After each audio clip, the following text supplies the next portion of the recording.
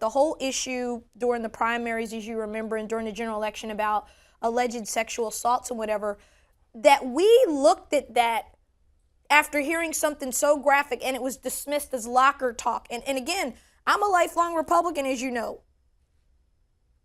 As a woman, that bothered me. I'm still bothered by it. But he's my president now, so I see the hashtags, not my president.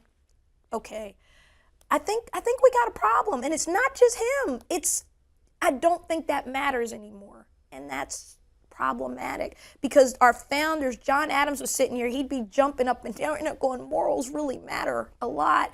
Michael, we're not talking about you and I are human, we have failings. All of us have failings. All of us slip up and fail. I believe in second chances. I'm a Christian. I believe in redemption.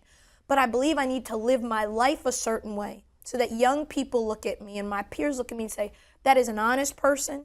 That is a moral person. She's an ethical, she's a good person. That matters to me. So let's bring this home with my favorite president. Lincoln. Everybody's favorite. Yeah. I mean, he for so many reasons and in so many ways, he defined so much about what's in this book. He put it to test. He lived it out. You open up the passage, nearly all men can stand adversity, but if you want to test a man's character, give him power. That's it.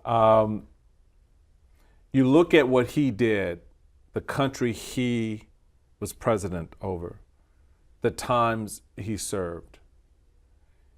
That's how this book for me gets summed up, because a lot of the things that you touch on in this book, he lived out in some form or fashion. Mm-hmm. He had to deal with the adversity of of his fellow men and women pushing back on him.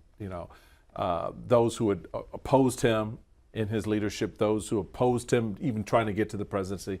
He ran up against the Constitution, habeas corpus, sort of, no, we got the man, no, we're gonna keep the body, So he lived all this out. How do we create a Lincoln moment for this nation now, where our leaders understand fundamentally and principally that what our founding fathers gave us was lampposts along the way. They really lit the way. And they lit the way. And he seemed to have understood that. He got it. Now, he was closer in time for sure, but he understood that. Well, I would sum it up like this. Our diversity is our strength. It always has been our strength. Always. And Lincoln understood the fundamental principle of unity, of oneness. He made clear, and I talk about it in there, people in this, Lincoln said, if I got to keep slavery, if I got to get rid of slavery, whatever I got to do to make this union stay united, read it, folks. I am willing to pay the price and bear the burden of whatever. That's leadership, because he understands that he's going to at some point not be here. He's going to perish, as we all will, and the union has to go on. And what Lincoln understood and what we do not understand today, that all this bickering and fighting and ripping and tearing and maiming, and I just don't disagree with you now. I got to destroy you now.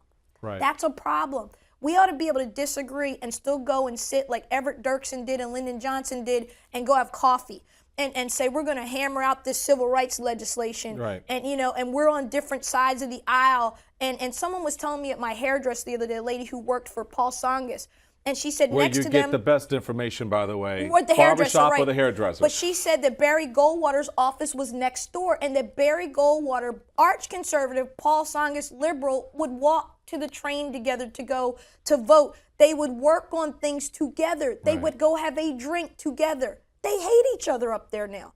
That's what Lincoln understood, and that's why once we defeated the South, he could have hung them all. He could have put them up for treason. He pardoned people. He built the Reconstruction because he knew he had to show grace and mercy to his fellow countrymen who had betrayed, who had been treacherous and traitorous. But they believed they were fighting for liberty. They believed their rights were under assault. As wrong as I may think or you may think they were, Lincoln understood it. And so Lincoln understood the unity, the oneness was the vision of those founding fathers, and that it must live on in order for this great republic to stand.